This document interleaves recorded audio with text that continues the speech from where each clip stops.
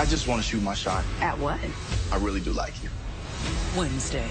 I'm gonna be single for a while. Well, that may change soon. He took him from my home. Leave him with me, and I'll take care of him. I want to press charges. Things may take an unexpected turn. What's wrong? I just got a call from the DA. He said he wants to meet me. Sometimes you just got to go straight hood. Andy, what's going on?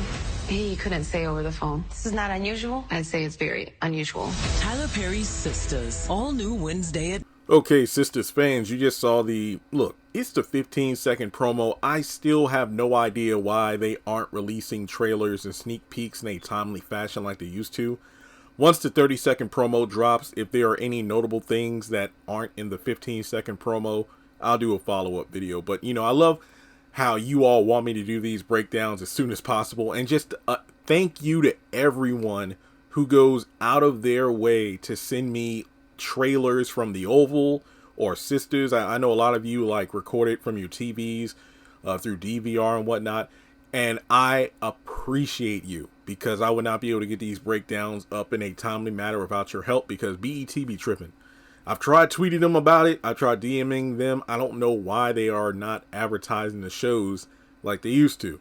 But more to the point, this is season 6, episode 16, Relentless Pursuit, airing November 15th. As Zach and Fatima struggle with the fallout of custodial care, Sabrina and Maurice discover their fate. Karen realizes that the studio damage may lose her livelihood. The last part has me a bit worried for a couple of reasons. So, basically picking up where you left off, you got the officer, Heather, Zach, and Michael in the front yard.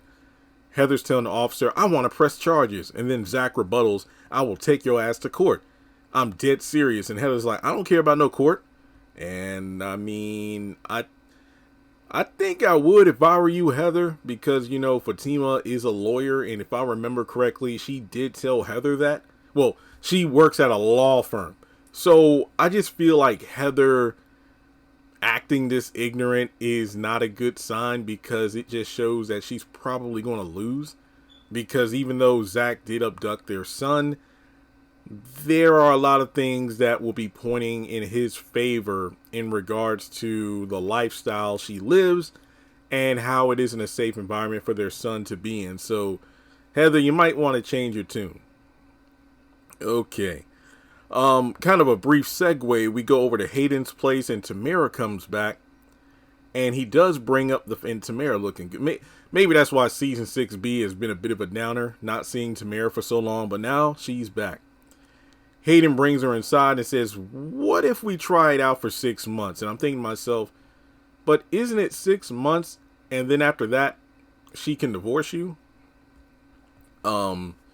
And take half your stuff, because you still have time to get it annulled. It's just interesting that he says 6 months, but she's all excited, but he brings up the fact, but I want you to sign a post-nup, which, based on some research here, a post-nuptial agreement is a contract created by spouses after entering into marriage that outlines the ownership of financial assets in the event of a divorce.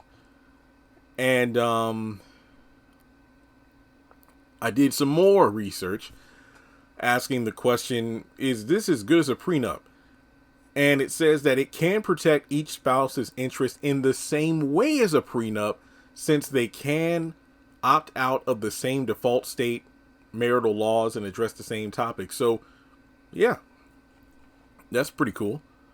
I mean, it sounds like it will be better to get a prenup, though, because, hey, but then again, I guess they are in the annulment period still, so things could work out in Hayden's favor. But my question is Tamara going to sign it? Something tells me that she won't, or at the very least, she will pout about it, and Hayden's simping ass will just say, fine, we could just not sign it, but still, we can do our marriage on a trial-based period for 6 months. For his sake, she should sign it, but we'll have to wait and see how it plays out. All right. We go over to Danny's job, where, remember, Preston pointed out, you're leaving here 2 hours early. What's going on? And we know exactly why. her and Tony outside in the parking lot. And Tony's like, hey, you know, I really do like you. And Danny has like a, are you serious look on her face?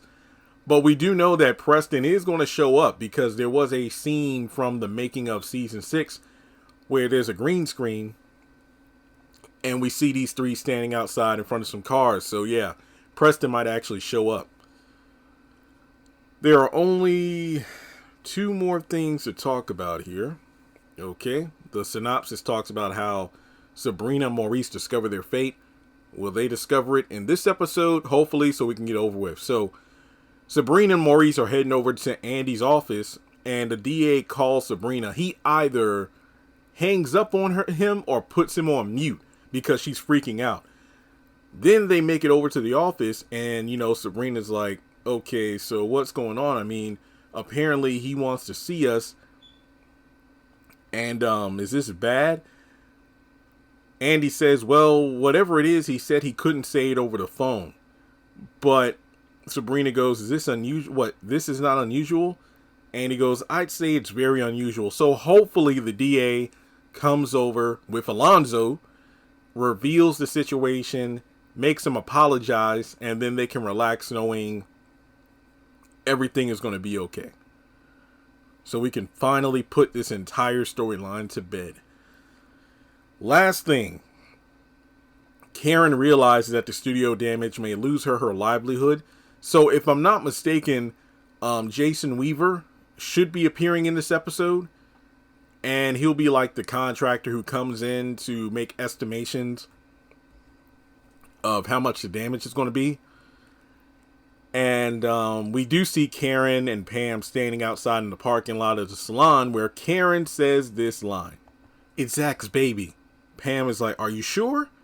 Karen goes, I'm 100% positive.